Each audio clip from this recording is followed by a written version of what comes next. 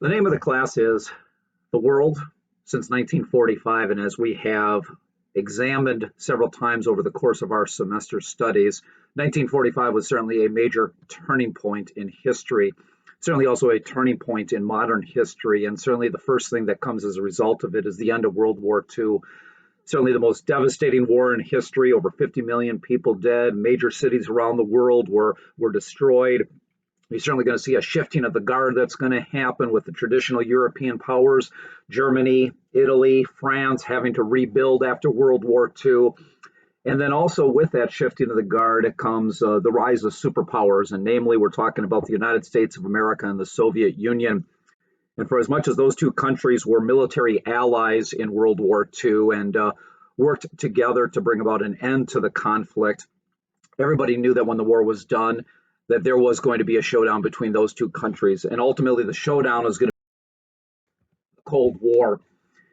The Cold War is certainly probably the biggest event in the world since 1945. It started in 1945, lasted all the way till 1991. And so in terms of just pure time, it's going to have the biggest impact and have the biggest length in all of our studies. And so for the rest of the semester, we're actually going to be looking at all the major events that go into the Cold War.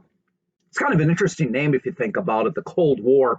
In fact, as we consider that name, the Cold War, I'd like you to maybe think about here is what goes into the naming of a war.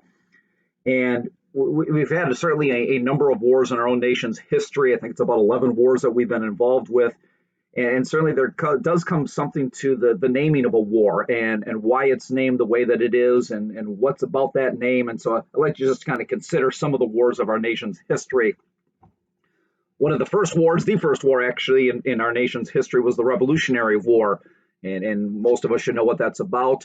And the name revolutionary is the purpose, the goal, that there was obviously a mindset to gain our independence. And so the naming of that war goes into the reason that the 13 colonies fought. You have the War of 1812. What goes into the name of that war? Well, just simply the time frame. It was fought in 1812, and so it gives you a time frame in terms of when that war happened. A little bit later in American history, you have the Mexican War. This doesn't give you the reason, it doesn't give you the date, but it does give you who we fought, and that was the Mexicans. And it was 12 years previous to that we had the Battle of the Alamo, and remember the Alamo. And so, but we have the Mexican War. Then we have our own Civil War. And it kind of tells you, well, actually, it doesn't tell you who we fought. It tells you who fought against who, and brother against brother, and certainly North versus South. Then we have the Great War as we move into the 20th century, a war today that we call World War I, but you can't have World War I without World War II. And so you have the Great War, and it certainly was the Great War with every major nation involved, every major continent involved. It was the first war to come after the Industrial Revolution, and major weapons are going to be involved with that. And when the war was all said and done with, some 4.5 years later, you had roughly 10 to 15 million people that were dead as a result of that. A little bit further along in the 20th century, the first war in my own personal history was the Persian Gulf War. And so that doesn't give you a who we fought, doesn't give you a time, doesn't give you a reason, but it gives you a where.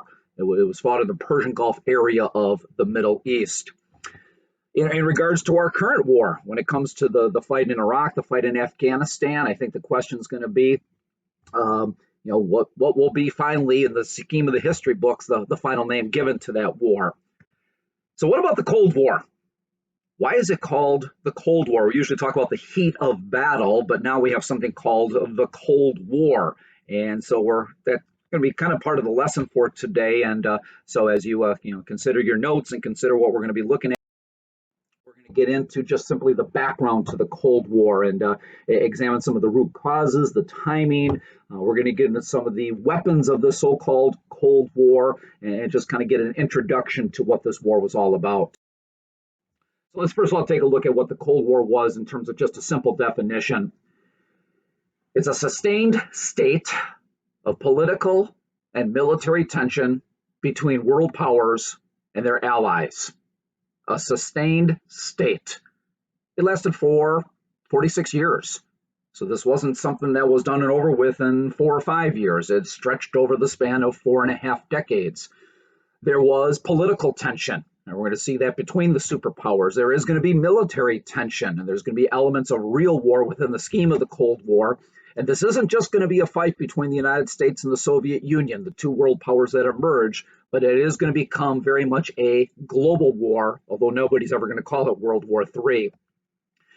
It officially in the history book started in 1947, lasted all the way to 1991. A lot of times people see 1945 as the starting point, because that's the end of World War II. A lot of times people see 1989 as the ending point, because that's when the Berlin Wall came down. But in terms of the real history books, 1947 to 91 is the kind of the time frame by which the Cold War was fought. Why is it called cold? Well, because unlike World War I and World War II, where there was true total war, every man, woman, and child involved with it, there's not going to be any large-scale fighting between the two sides. There is going to be the Korean War. There's going to be the Vietnam War. There's going to be the threat of nuclear weapons, such as the Cuban Missile Crisis, but never in the scheme of the Cold War will those ultimate WMDs, weapons of mass destruction, ever be used. And so that's why it's a Cold War, but it is a serious war and certainly is going to be a major part of our studies. Origins of the Cold War. As I mentioned, many see it starting with the end of World War II, again, 1945, 1947. I don't know if it really matters in the scheme of it all. But what you have here, first of all, is a fight between the United States and the Soviet Union. As I mentioned before, they were allies with the end of World War II and fighting together to bring about an end to that war. But when it was all said and done with, there was going to be a showdown between these two because they both believed in something completely different politically and economically. And we're going to see that this is a war of ideologies. We'll talk more about that later. But it's also going to be a fight between Western nations and communist nations. Western nations led by the U.S., communist nations led by the Soviet Union. And so there is going to be a real divide that's going to happen. And in fact, we'll see that it's not just going to be a philosophical divide, it's going to be a geographical divide as well, too. And you're going to see clearly on a world map where the countries that followed the Soviet Union versus the countries that followed the United States. For the United States, we certainly had some real fears as we moved into the world since 1945. First of all, we were alarmed by the Soviet aim to communize the world. And going back to the Russian revolutions of 1917, Lenin and the revolution that he's going to lead, Stalin, and then ultimately what he does in terms of making Russia into the Soviet Union, the ultimate goal of those guys was to truly communize the world. They had this utopia for what the world could have if it followed the ideas of Marx, and that was something that we were completely opposed to. The other thing that we saw right after, or maybe right as the World War was coming to an end, is that there was absolutely the expansion of Soviet power in Central Europe. When the Soviet Red Guard finally pushed back against Hitler and his Nazi military, and as the Soviet army was on the move into Eastern Europe and then eventually into Central Europe, as they pushed them back and conquered and won control over Eastern Europe, they then brought communism to that part, and the ultimate goal was to communize the world itself. For the Soviet Union, they also had some real fears at the beginning of World War, or at the beginning of the Cold War. First of all, the United States came out absolutely as the world's first recognized superpower. We brought home a victory against the Japanese. We helped with that victory in Europe, and the United States and its military power was second to none. And certainly that was showcased by us dropping the atom bomb against the Japanese in 1945. In addition to that, the Great Depression was done, and the United States and its economic strength also was second to none. We were out of the Great Depression. In addition to that, we didn't have to go through all the rebuilding that the other countries had to go through because very, very little of the war was fought on our soil. And so we were in a great position, and everybody now truly was respecting us. And then certainly the Soviets were alarmed by what our goal was. For as much as the Soviet Union wanted to spread communism, we absolutely wanted to spread capitalism. And so that's where the showdown is going to happen between these two powers, communism versus capitalism, democracy versus government control. And that showdown is going to play itself off over the next 45 years. Weapons of the Cold War. As you can see, it's in italics because Again, normally when people think of the Cold War, they think of all the nuclear weapons, the intercontinental ballistic missiles, the ICBMs, and things such as that. And for as much as there is going to be an arms race, the war is going to be fought using different types of weapons. So I like to just kind of go through those one by one. First of all, propaganda. Propaganda is nothing new to history. Many of you recall with World War I, you had Uncle Sam and I Want You, and that was just a great example of propaganda that convinced a lot of people to join the war effort. So what's propaganda? It's used in the media, newspapers, radio, television, street demonstrations. As you look at the poster right there, that's not an American poster of propaganda. It's certainly a Soviet one. And what do you see? You see the color red. You see the star. You see a hammer, and you see a sickle. The hammer representing industrial strength. The sickle, farming strength. At the forefront, you have a soldier. In the background, a man and a woman. No idea what it's saying, but it's certainly showcasing a sense of Soviet communist strength. And certainly things like that are going to be used to promote the Soviet way. Another weapon of the Cold War is going to be diplomacy, diplomatic moves. For those that don't recall what diplomacy is, it's instead of fighting out your problems, talk out your problems. And this is where there are going to be a series of international conferences that are going to be held between the superpowers. Many of those are going to be in Switzerland, many of them in Geneva, because of the long-time historical neutrality of Switzerland. And then also a system of alliances that are going to be established. The picking of friends. We're going to have NATO, the North Atlantic Treaty Organization. The Soviet Union will have the Warsaw Pact. We'll get into more of that later. Scientific competition is going to play a role within the Cold War in terms of that there's going to be an arms race and there's going to be a space race. In the 1950s, there's going to be the stockpiling of weapons between the United States and the Soviet Union. Really comes down to who has more bombs, who has more missiles.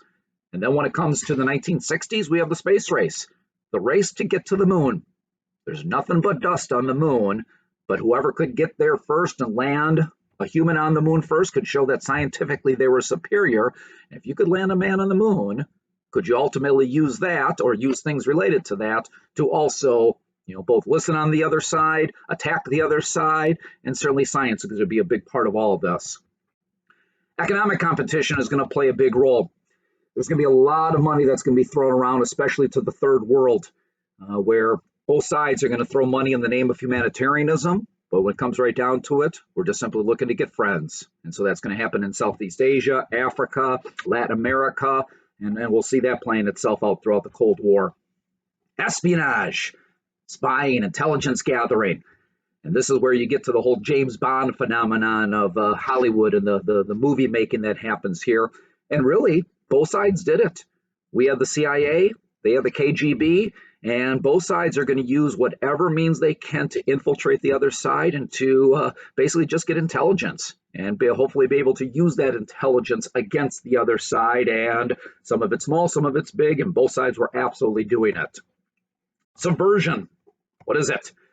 Subversion is causing problems, creating dissent, kind of disrupting the atmosphere in the other person's backyard, within their hemisphere. There's going to be this line that's going to be drawn on the world map. They get the east, we get the west. But if we can find a little problem in their backyard or they in our backyard and be able to capitalize on that, that could play a huge role. And for the Soviet Union, they found a place 90 miles off the coast of Florida, Cuba. And there's going to be a socialist, communist, revolutionary leader by the name of Fidel Castro, who is going to basically kind of stick his nose to the United States, and he's going to lead a revolution. And the Soviet Union is going to absolutely back that revolution. And then eventually we get to the Cuban Missile Crisis, a few years after that. And then we have our final weapon, localized military action. What is it? Localized military action is that there's going to be elements of real war, such as Korea, such as Vietnam, within the war. 60,000 Americans die in Korea, 57,000 Americans die in Vietnam. But what made both of those wars so frustrating, and especially Vietnam so frustrating for the United States, is that we had the means, we had the weapons to defeat the enemy, but we're not going to be willing to use those. Because if we drop the bomb, the Soviet Union might drop the bomb.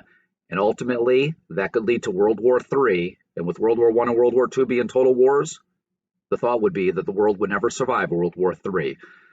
Harry S. Truman, who was the man to and the president to make the final decision to drop the bomb, said that it may have been the most important decision in the history of mankind, and that maybe we've created lasting peace because the world would never want to drop another nuclear bomb, knowing the capability and knowing the kind of countries that have it today. I'm not that sure if that's true or not, but so far, well, we haven't seen another nuclear bomb used in real-time warfare since. And so that's also part of why it becomes known as the Cold War. So there's our introduction. That's what we're going to be covering over the scheme of our unit.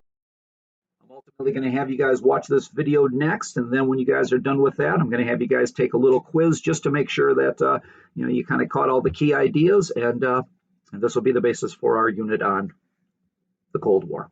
Thanks.